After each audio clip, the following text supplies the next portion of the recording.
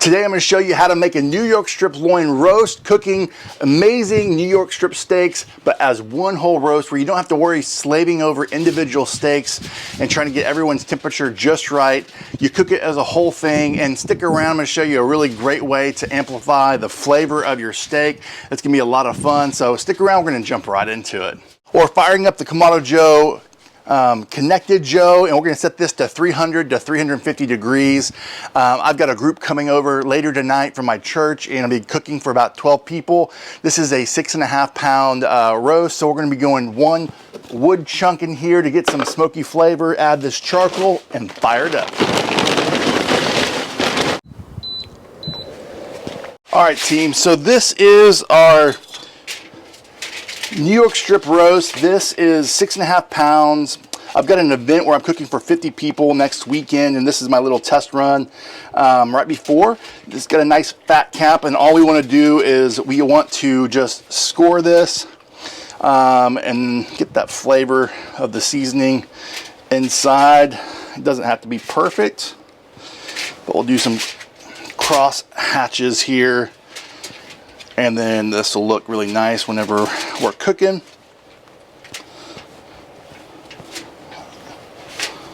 All right, so we got some nice cross hatches there. And now what we're going to do is season this with a salt and pepper base first, and then hit it with my sweet red dirt rub. And then this is garlic butter dust bowl. And I'll put a substitute in my description for just a basic salt and pepper rub. And I'm not going to do any binder, but you can take a lot of seasoning on this since it's a big roast.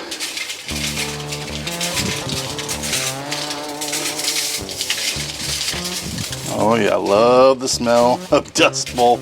I could eat this by the spoonfuls.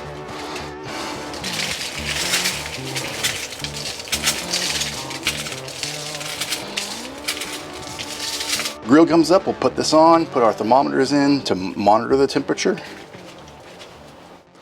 We got it seasoned up, our thermometers in. We're going to put this roast on the grill grates. And our plan is simple.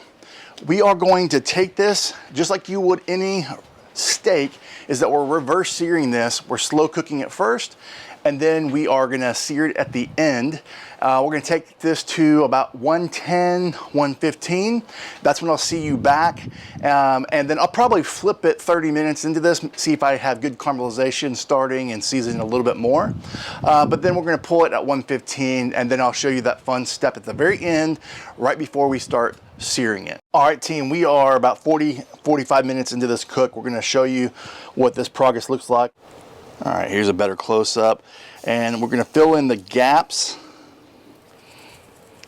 where there is some opportunity for more caramelization, more flavor. I think it's going to be fantastic. But just look how the fat is rendering, the meat's cooking. So I'll see you back when it's ready to pull. We pulled off the New York strip loin at 110. Now it's time to show you that fun step. All right, team, now it's time to show you the next step. We've got slices of butter. This is two things of butter that we've sliced up.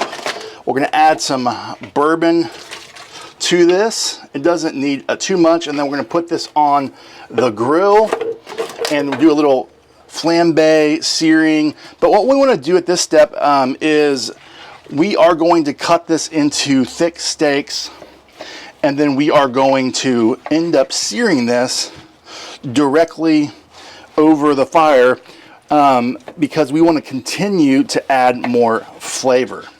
This is so tender, and trust me, I know you're going, oh, it's not done yet. This looks so good. Obviously, we're going for medium rare in my case. And then we're going to slice this up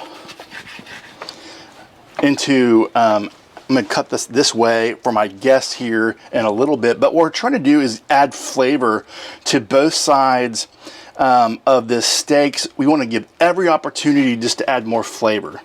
And that's what we're doing here on this step by doing a butter bourbon bath. And we are just going to lay these steaks directly in this butter bath, and then we'll bring you on the grill. All right, a little flambe action again, butter, bourbon. And we're just gonna go a few seconds per side.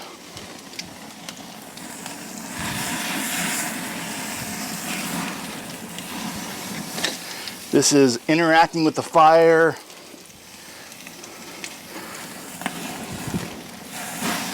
We want all sides to have equal opportunity for flavor. Now that's a butter bath right there, my friends. All right, team. Well, now you have seen all the steak flambe action with that butter bourbon bath. Stack these off to the side. All these steaks were here just flooding with juices. We're gonna go down the middle here and see how we did. Just slices like butter. Hopefully you can see that through the camera. Do ourselves a little taste test.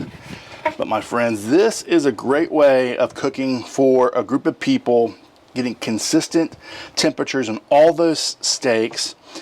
It's gonna be awesome. So we're gonna do a little taste test and we'll do a final review.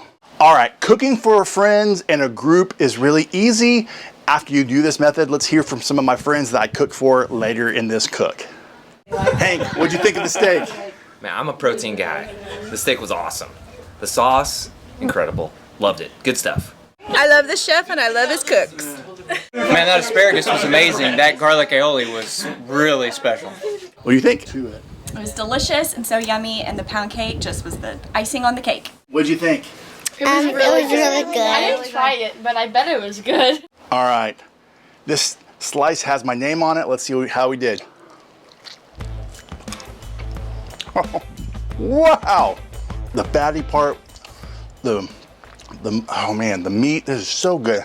That was fantastic. That was like steakhouse worthy steaks right in your backyard. You can do this if I can do it.